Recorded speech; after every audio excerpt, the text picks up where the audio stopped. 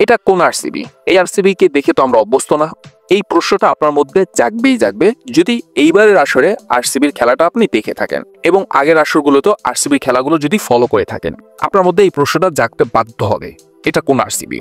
আরসিবির batting লাইনটা সবসময় দুর্দান্ত হয়, এটা আমরা প্রত্যেকেই জানি। দানব আকৃতির, দৈত্য আকৃতির ব্যাটসম্যানরা তাদের দলে থাকে। তো তাদের অবস্থা হয় কি, এই ব্যাটসম্যানরা 20 ওভারে 230-240 রান করে ফেলে, কিন্তু তাদের বোলাররা এসে প্রতিপক্ষকে সেই রানটা 16 ওভারে চেস করায় দেয়। এরকম অবস্থা হয়েছিল বিগত বছরগুলোতে। কিন্তু এইবারের আসরে একদমই উল্টা চিত্র। ব্যাটসম্যানরা রান করছে, এটা আশ্চর্যজনক বিষয় না। আশ্চর্যজনক বিষয় হচ্ছে বোলাররা সেই রানটা ডিফেন্ড করছে। 2টা ম্যাচ খেলেছে এবারের আসরে আরসিবি, 2টা ম্যাচই বোলাররা ম্যাচটা ঘুরিয়ে দিয়েছিল। প্রথম ম্যাচটা তো বোলারদের অবদান বেশি ছিল, দ্বিতীয় ম্যাচও বোলারদের অবদান ছিল। দ্বিতীয় ম্যাচটাতে চেন্নাই মাটিতে খেলতে এসেছিল আরসিবি, আর চেন্নাইয়ের হাতেই বাস ধরিয়ে দিয়ে গিয়েছে আরসিবি।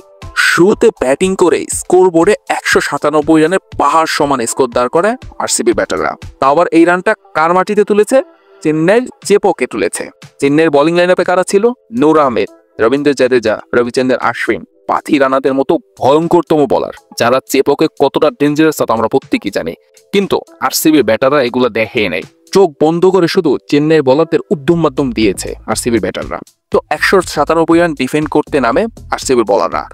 এরপর চেন্নাই ব্যাটারদের এমন ভাবে চেপে ধরে, এমন ভাবে আঁকড়ে ধরে, এমন ভাবে জড়িয়ে ধরে, যেরকম ভাবে চেপে বা আঁকড়ে ধরে পুলিশ চোর বা ডাকাতকে যখন তাদেরকে অ্যারেস্ট করা হয়, কোনো সন্ত্রাসকে যখন অ্যারেস্ট করে যেভাবে চতুর্দিক থেকে আঁকড়ে ধরে না, চেন্নাইয়ের ব্যাটারদের এরকম ভাবে আঁকড়ে ধরেছিল আরসিবির বোলাররা।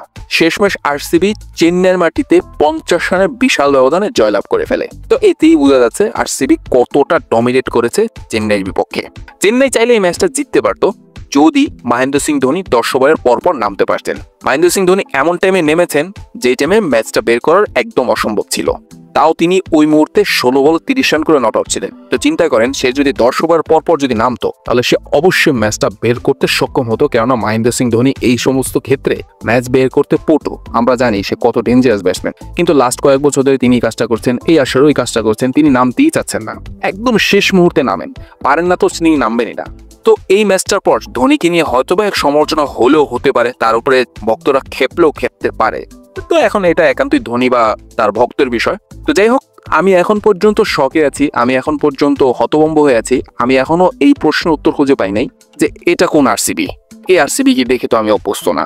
তো যাই হোক, এইবারের আসরে যদি আরসিবি ফাইনালে না যেতে পারে তাহলে এর যে কষ্টকর আরসিবির জন্য আর কিছুই হতে পারে না।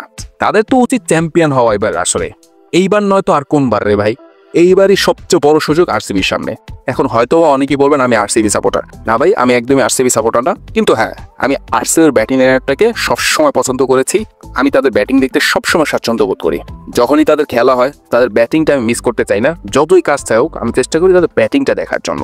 কিন্তু আমি আরসিবি সাপোর্টার না। তো আরসিবি সাপোর্টাররা যারা আছেন তাদেরকে কমেন্ট বক্সে অবশ্যই দেখতে চাই।